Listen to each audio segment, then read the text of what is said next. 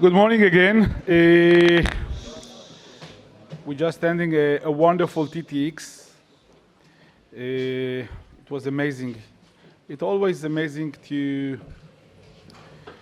touch friends, colleagues, customers. It's always amazing that to put a lot of brilliant people in the same room and to get new ideas. And I'm so proud of that. So good morning again. I didn't make points to speak. I want to speak from my heart. I retired in 2021 after, in April 2020, Israel suffered from massive cyber attack on our water facilities. I was the guy who had handled with the crisis. And when I retired, luckily, I had a large crisis around the globe that someone took me and hired me to handle the crisis, one of the largest crises in 2022. From that moment, I established Code Blue, and we ran very well around the globe. And thanks to my wife, to my family that support me after I retired after almost 30 years, to do so crazy things, to run, to help, to people, and to companies to recover from cyber attack. And 10 days before October 7, and part of them don't know the story, but 10 days before October 7, I joined to a team that goes to Gaza border to see the security measures, the security protocols. And 10 days before October 7, I was there with some of my friends, some of the colleagues from the government and let's say Homeland Security authorities. And the guys, the commander that gave us the explanation about the security arrangements, he said, we have strong fence, we have 20-meter concrete under the ground, no one can cross the border. So I remember later, 1 hour later, we went together to eat lunch. And I told, you have a wonderful, wonderful, wonderful defense protocols and equipment and technology, but what happens if someone is penetrating or harming our cyber, not the cyber, sorry, our physical security? So he told me, Franco, no one can cross that. I say, I'm not sure you're right. This is the first point. You see, I'm shaking a little bit. So 10 days later, so in the moment I told him, I think your plan B readiness is not so ready. And 10 days later, everybody know what happens. On October 7, by the way, a family member of mine, he murdered. He was the Kibbutz Be'eri security officer.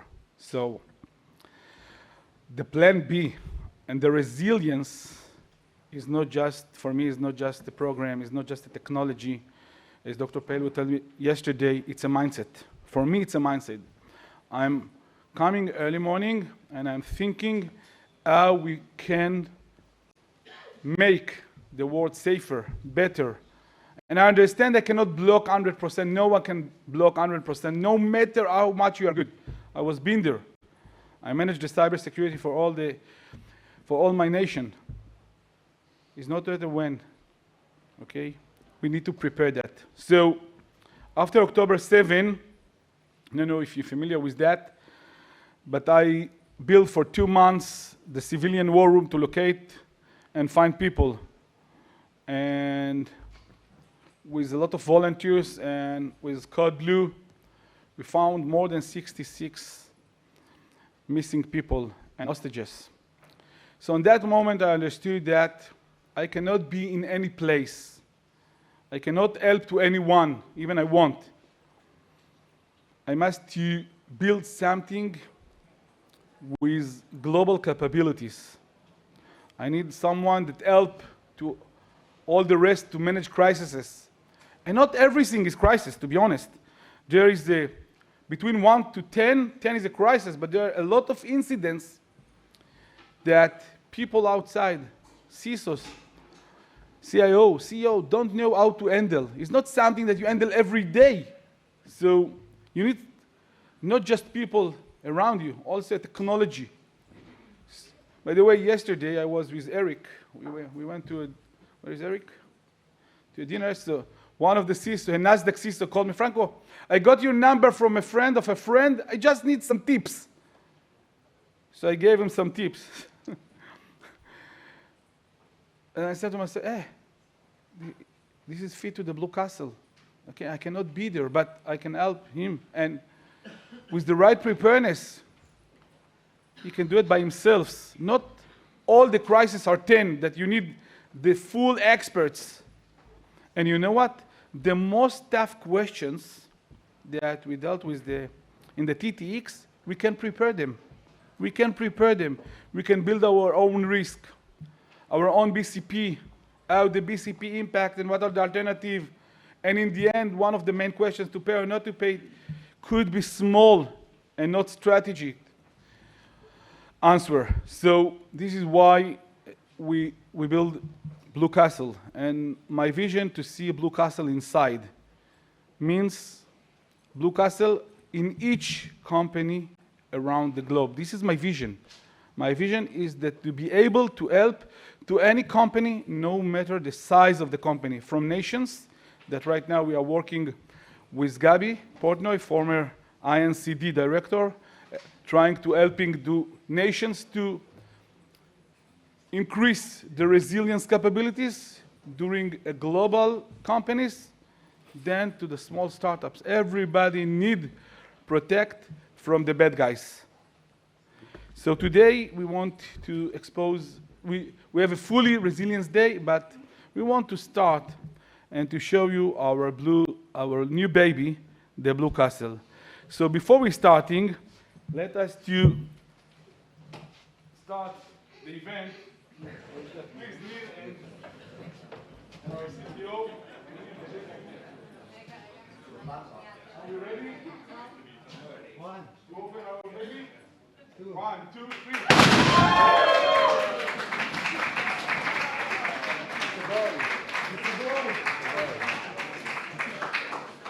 So thank you for coming. Enjoy the day. Enjoy the friendship. And thank you for all the collaboration with us.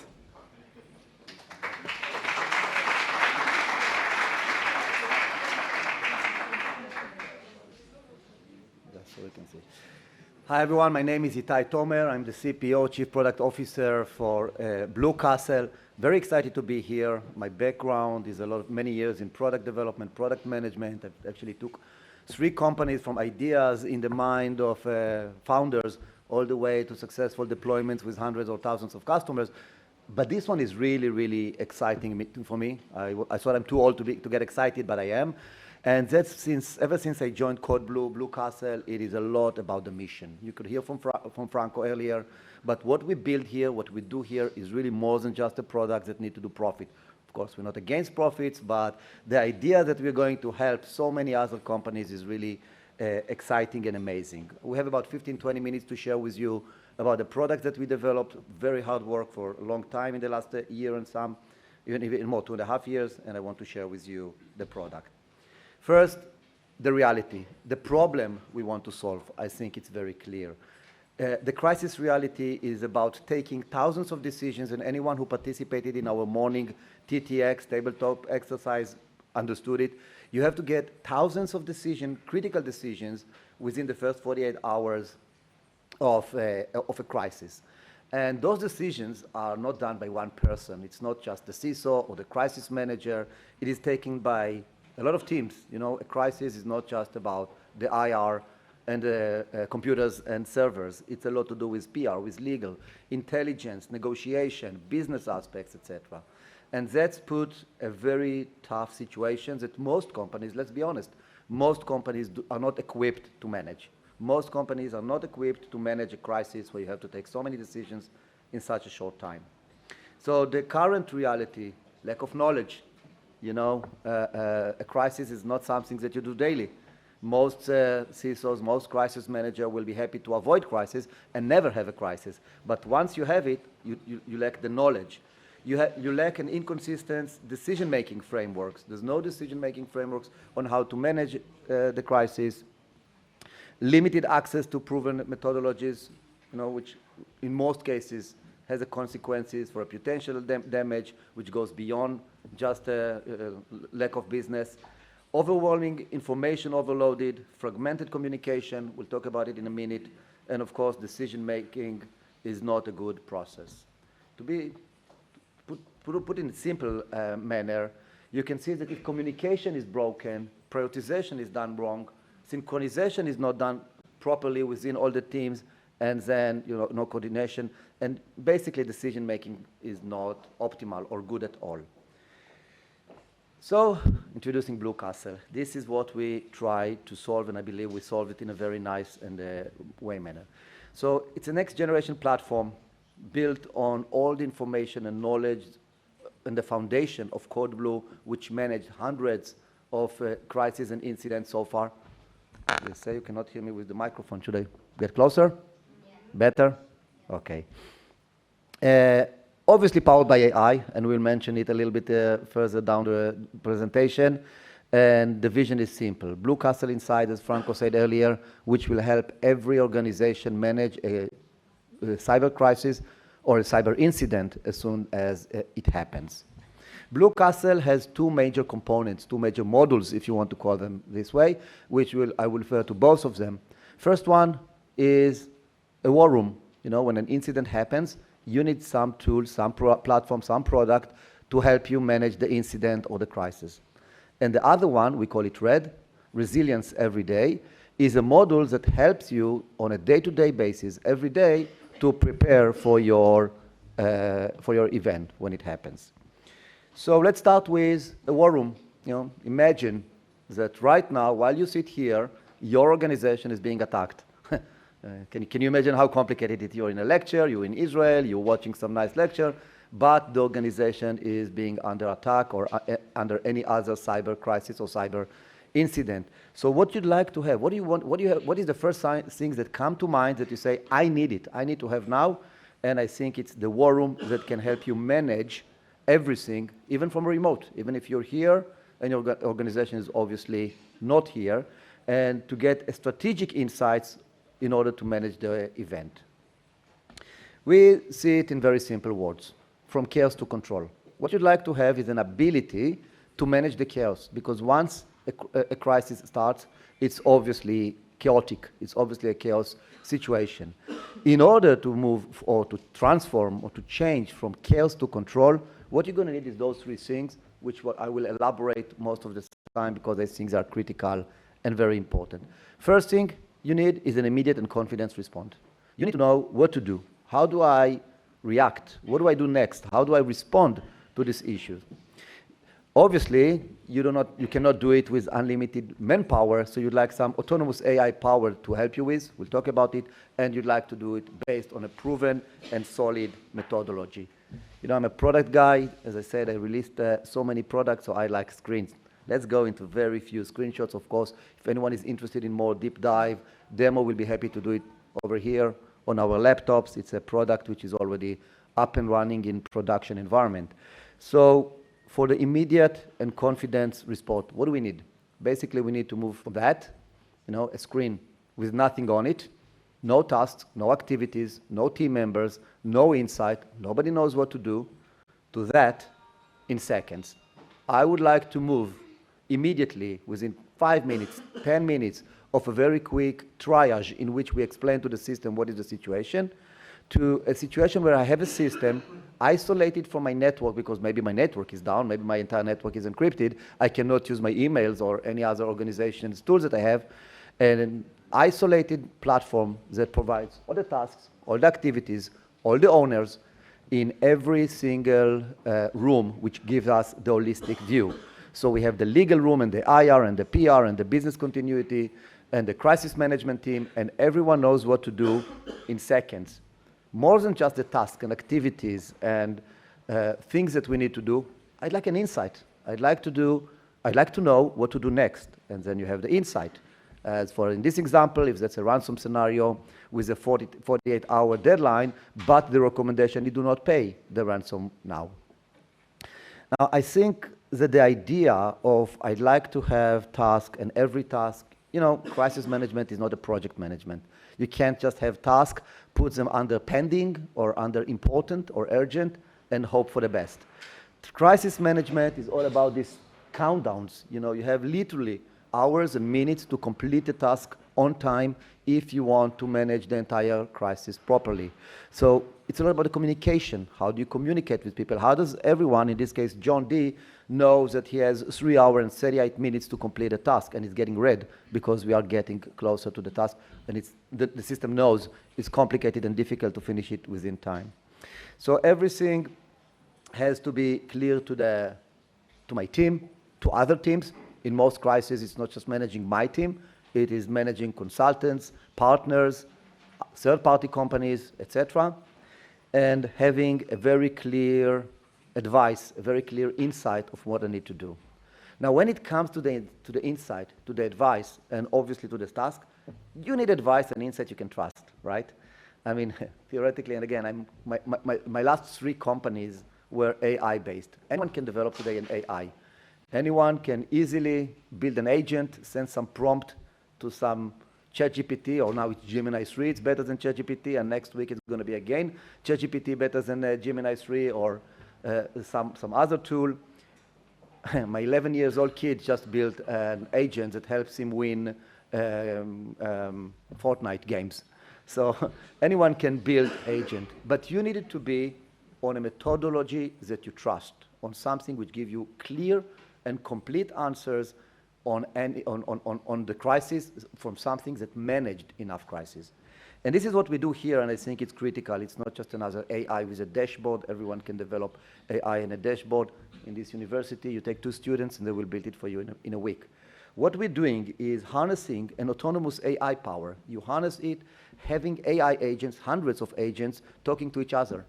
So you basically let AI power to talk to AI. Imagine that the AI agent of CTI, Cyber Threat Intelligence, identified some threat, and the agent directly talks to the BCP to ask the BCP, is the threat that I identify means to us a lot or not? And the agent of the BCP provides an answer, and then go to the agent of the legal, and they all talk to each other in a very autonomous and very nice way in order to solve the problem. I can show it in this very technical slide that I really hope nobody would ask me to explain, but those are agents talking to agents, and I think that the key is not that. The key is the proven methodology. The key is that you build your AI, you train your AI on thousands of hours of decision-making experience. And this makes my life in Code Blue very easy, because we have, as a company, those thousands of hours of decision-making experience. And I can share with you the results. The results are very simple. Is what we refer to, and I advise everyone to do it for whatever system you use, what we refer to as an ABC test. What is this ABC test? That's just one of the hundreds or thousands, actually, tests that we do. So for every dilemma, every problem, every decision-making, every task, actually every task, we would ask what an expert would say. And I as a developer, as an engineer, as someone that trains AI, has access to the best experts, human experts. And I ask them, what would you do? And I get their answer, document their answer, and learn an answer. And then there's the basic answer of what would ChatGPT tell me to do. You're not going to be too surprised. It's not always the same. I mean, AI, LLM systems are getting better. The answers that I get from ChatGPT, Gemini 3, and all those are great answers. They can really be a helpful tool. But it's not yet there. It's not accurate. It's not 100% the same response I would expect from a human answer, from a human person, from a human expert. And then we have the B. This is the Blue Castle. B stands for Blue Castle. And the Blue Castle is an engine that learned from the expert using LLM, using things like ChatGPT to provide the best accurate answer in order to have this immediate confidence response. And this is very important and key to our system as part of this war room. But it goes beyond. The war room would work for any customer or any client or any person that has an incident, even if we don't know them. Even if you're just new to the system, we just learned about it today, and hopefully not, but maybe tomorrow you will have an incident, and you want to get into the war room, You will have a raw room populated with a lot of data and information and tasks and decision-making based on knowledge. But what a generic war room lack is knowing your organization. And that's why we recommend also to get prepared. This is what I referred to earlier as the RED, resilience every day, which means that on a day-to-day activities, day-to-day work, we help the organization to prepare for the crisis. Now, how do we do it? Again, I asked for 3-hour sessions. They gave me only 15 minutes because there are so many modules and so many things to show in this product. I could talk about it for 3 hours, but we have about 5 more minutes left, so I'll have to go and just give you the highlights, just give you what it does. First, continuous monitoring. You need to know what's going on. CTI, cyber threat intelligence, even further, cyber threat hunting, attack surface, understanding what is your supplier's attack surface, building some kind of a heat map, and learning what is the situation. From there, the system can automatically recommend on the alert level. What is your alert level? You need to train your team. Let's be honest, every organization that's trained will be 16 times better when the crisis comes, for everything. You know, I learned in this university, and once in a year, they have here a fire drill. A lot of fun for students. It's half a day not learning, going out, going in. What do you do in a fire alert? You need to train, you need to practice. We've all seen a TTX practice this morning, which was amazing. But what if a system can help me do it on a daily basis? You know, just like instead of going to the gym once a month, let's do 5 minutes a day. Let's train our team, everyone. Everyone will have to participate and be part of the crisis when it's happened. So let's train them. And let's build protocols. Let's build a clear understanding for the organization, a policy, a protocol, a BCP, knowing what we need to do once we encounter a crisis. And that makes it really, really improving the war room. Then when the war room happens, it's not just AI, it's not just continuous AI, it's not just the knowledge of Code Blue, it is also your organization, your individuals knows what to do. By the way, they even use it as kind of a simulator. Working on the war room on a training makes the actual crisis much easier, and that's RED. Connecting the dot for a better resilience. Let's take very quickly 2 case studies, or actually 2 case studies which can be combined into one. First, from alert to control. Again, starting with the CTI agent identifying some threat, identifying that those threats goes, you know, to our supply chain, to attack surface. Verifying with the BCP, again, an agent talking to an agent, is this pose a major risk, not a major risk? Let's put it in the heat map and decide on modifying and changing the alert level. Since this is a crisis of an interest, we will open a war room, and then the war room will be automatically populated with missions and tasks. You can close it. But what if this organization, imagine that this organization also practiced, trained, and they had some cyber management team training over a chatbot, over a very simple WhatsApp questions and answers, understanding what would you do if, how would you solve this dilemma, what are you doing in those cases, and that becomes into a guidance. Everything that we practice, everything that we turn, go into the decision library for that particular organization. And now our decision-making is even better, is even more in advance. Everything is documented in our emergency playbook protocol, and you kind of close the loop from training to CTI to the incident itself in a very easy and simple way. So, dashboard, that's easy. You know, coming from development. Once you have all this knowledge, all this experience, everything that we know, now all you have to do is find a way to present it easily and nicely for the CISO, and in my opinion, the CISO really need those kind of things for his board meetings. What do you come to a board meeting with? A piece of paper, a notebook, PowerPoint presentation. This is a real-time, you know, live, online explanation to the board on the one single question that the board care about. Are we ready for a crisis? That's all they care about. They do not really care if you deployed MFA for all employees or just for 50% of the employees. They would like to know, are we ready?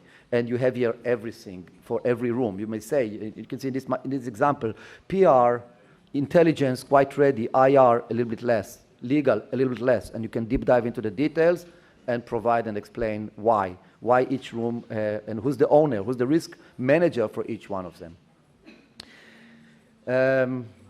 Again, once you get in, we have our readiness assessment, which is a continuous readiness assessment. It's not just a one-time to check whether you are ready or not. It's a continuous readiness assessment to make sure that you're always ready. And again, it is broken into the different categories. Maybe you're absolutely ready for IRR. You have a great IT team, and they are ready, but what about legal? What about technology? What about reputation? Is my PR team ready for reputation? As you can see in this example, reputation is less, only 33%. Everything is being presented in a very easy way to manage and improve. It's all about a continuous improvement. The continuous assessment allows us to do continuous improvement. Every day, you can talk to one of the owners, one of the risk owners, asking for one more task. We have a full Gantt chart with all the tasks in order to improve, and everything is based on the BCP, because you want to protect what matters. You cannot protect everything. You need this BCP to understand what are the most important things for the business. What are the things that we want to protect more or be ready for in a case of crisis? Everything comes from a cyber threat intelligence, and I would like to summarize with 2 things you need to remember. One, I did not have time to show you everything. I'll be happy to do it later on our laptops, on our computers, on everything, because literally this system was developed for 2.5 years with a lot of models and applications, and by acquisitions and mergers with some companies as well to get everything that you need from CTI to attack surface, etc. But what really makes us different, number one and top one, the platform is based on holistic experience, crisis incidents response management. Meaning, without the knowledge, I could be the best developer there is, and I'm not, but I could hire the best developer, best engineer, best AI experts. They will never be able to build something that knows how to manage crisis, because quite frankly, AI does not know how to manage crisis today, only experts. And this platform is designed to provide the best crisis management. It is a goldmine of decision makers. More than 600 decisions were already analyzed. And this is what's really interesting about it. Having CodeBlue as our sister company, having CodeBlue close to us, we will keep on continuously analyzing more and more crises. You know, whenever the market evolves, whenever there's new type of attackers, new type of crisis management needed, we will have the knowledge in order to teach our AI system and our AI agent. So the AI agent are powered by hundreds of case studies, growing every day. Every day, more and more case studies are teaching this AI system. Again, developed many AI systems in my life. I never had access to so much knowledge, so much decision-making support, and so much experts to make the AI really works. And then what's last is, you know, the resilience every day, the war room, which is a presentation layer for all that knowledge and all that experience. And it gives us, you know, ability to have the resilience and the regulation done in the best way. I believe I'm exactly on time, and if there's more questions, I'll be happy to answer earlier. Really proud to be here, really happy to be here. I'm, again, developing products for 30 years. First time I feel a mission behind the product that we do, which is help organization manage crisis better. Thank you very much.